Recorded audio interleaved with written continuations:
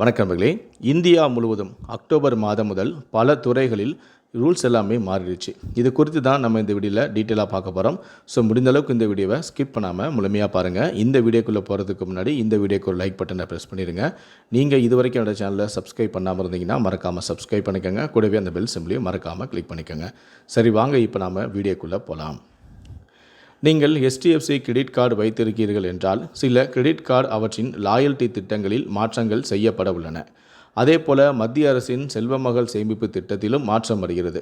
இந்த புதிய விதிகளின் கீழ் சிறுமிகளின் சட்டப்பூர்வ பாதுகாவலர்கள் மட்டுமே முதல் நாள் முதல் இந்த கணக்குகளை இயக்கி வர வேண்டும்.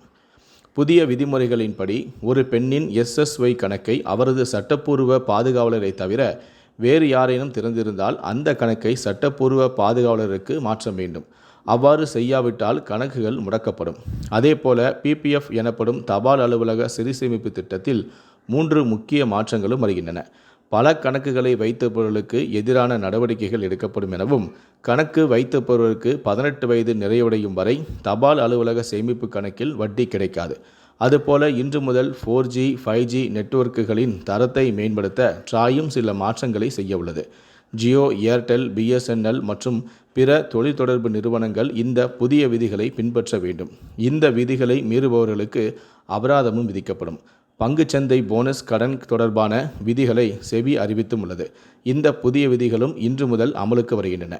செபி பங்கு வரவுக்கான நேரத்தை 2 நாட்களாக குறைத்துள்ளது. அதேபோல போனஸ் பங்குகள் பதிவு செய்யப்பட்ட தேதியிலிருந்து 2 நாட்களுக்குள் வழங்கப்படும். வரும் அக்டோபர் மாதத்தில் வங்கிகளுக்கு மொத்தம் 15 நாட்கள் விடுமுறையும் அளிக்கப்பட்டுள்ளது. இந்த விடுமுறை நாட்கள் உங்கள் வங்கி பணிகளை பாதிக்கும். இன்று முதல் வருமான வரி தொடர்பாக பல விதிகளும் மாற்றப்பட உள்ளன. இந்த மாற்றங்கள் மத்திய பட்ஜெட் 2024 தாக்கல் செய்யப்பட்ட போது அறிவிக்கப்பட்ட மாற்றங்களாகும். இந்த மாற்றத்தின் நோக்கமே வரி செலுத்தும் முறை சீரமைத்து சில பகுதிகளில் நிவாரணம் வழங்குவதாகும். அக்டோபர் 1 முதல் புளோட்டிங் ரேட் பாண்டுகள் உட்பட குறிப்பிட்ட மத்திய மற்றும் மாநில பத்திரங்களிலிருந்து பெறப்படக்கூடிய வட்டிக்கு 10% வரி விதிக்கப்படும். இந்த மாற்றமானது 2024 பட்ஜெட்டில் அறிமுகப்படுத்தப்பட்டது. இது அரசாங்க பத்திரங்களை TDSக்கு உட்பட்ட பிற நிதி கருவிகளுக்கு ஏற்ப கொண்டு வரப்பட்டது. புளோட்டிங் ரேட் சேமிப்பு பத்திரங்கள் உட்பட மற்ற பத்திரங்கள் இவ்வாறு இந்த புதிய TDS விதியின் கீழ் வரும். இந்த பத்திரங்களில் உள்ள முதலீட்டாளர்கள் வட்டி செலுத்துதலில் இருந்து TDS விலக்கு பெறுவார்கள்.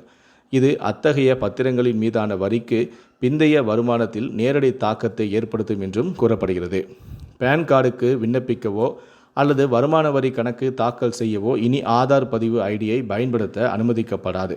இந்த புதிய விதி இன்று முதல் அமலுக்கும் வருகிறது. PAN எண்ணை தவறாக பயன்படுத்துவதையும் நகல் எடுப்பதையும் தடுக்க அரசாங்கம் இந்த நடவடிக்கையை எடுத்துள்ளது. அக்டோபர் 1 முதல் பெண் குழந்தைகளுக்கான திட்டமான சுகன்யா சம்ரிதி யோஜனா எனப்படும் செல்வமகள் சேமிப்பு திட்டத்தின் விதிகளும் மாறும். புதிய விதிகளின்படி பேத்திக்கான சுகன்யா சம்ரிதி கணக்கை தாத்தா பாட்டி திறந்திருந்தால் அந்த கணக்கு பாதுகாவலரோ அல்லது பெற்றோருக்கு மாற்றப்படும். 2 கணக்குகளுக்கு மேல் திறக்கப்பட்டிருந்தால் கூடுதல் கணக்குகள் மூடப்படும்.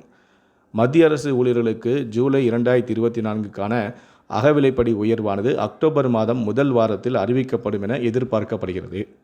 TA உயர்வுக்கு பிறகு ஊழியர்களின் அகவிலைப்படி மற்றும் ஓய்வூதியதாரர்களின் அளவிலை நிவாரணமானது 53% அதிகரிக்கும்.